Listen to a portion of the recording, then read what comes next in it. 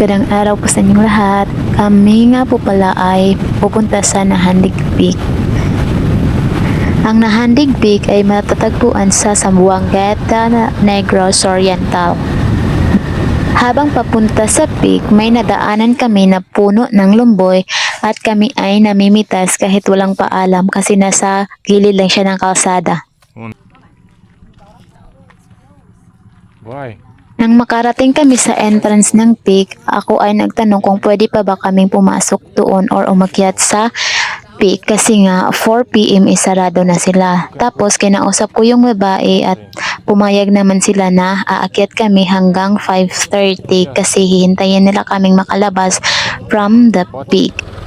So nung pumayag na sila na kami ay aakyat is nag-logbook na nga ako sa pangalan ko at kay Alex, and then nagbigay din kami ng donation since wala ditong entrance, but sa Philippines kapag donation kailangan mo talaga mag-donate. So ayan, andito na po tayo sa Nahandig Peak, and then naglakad lang ako kasi sobrang taas niya, like 600 meters yata yung ano,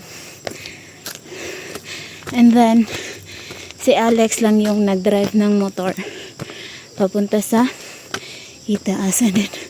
As you can see guys, makikita nyo sa likuran ko, sobrang ganda ng view dito. As in, like, ang dami-daming farmers dito sa ano, the Nahandig Peak. Located siya sa Zamboanga, and then I think dito sa Zamboanga guys is a lot of farmers kasi yung siguro yung land nila dito is ano siya, good for farming. Nakakatawa to si Alex kasi kahit saan talaga siya magpunta, kinakagat talaga siya ng mga insekto like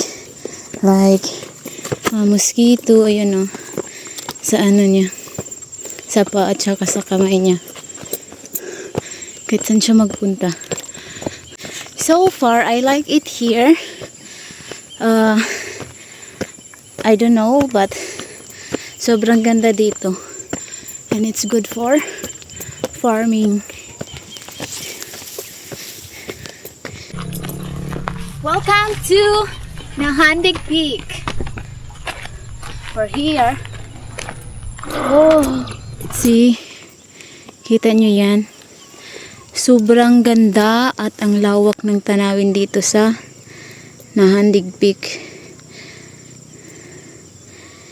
Yan,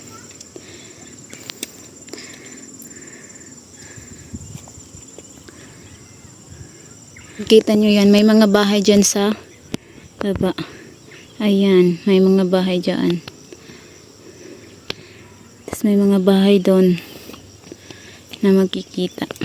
Guys, nakikita ko na yung ano guys, halos nakikita ko na yung ulap. Yan o. It's very guapa here. Okay, let's walk going there. Let's see what's in there guys. Kasi it's our first time to visit here in Nahandig Peak. And then they said it's worth to visit here because you just need to give a donation, and then the view it's worth taking.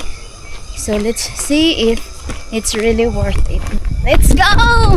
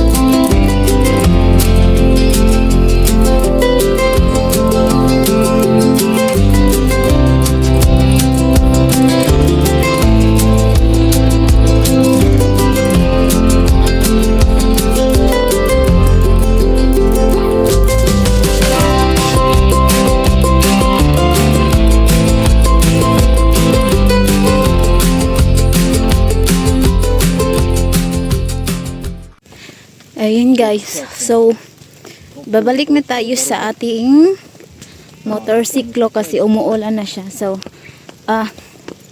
pauwi na tayo kasi the rain is starting here. So, we don't know if maybe it's only here.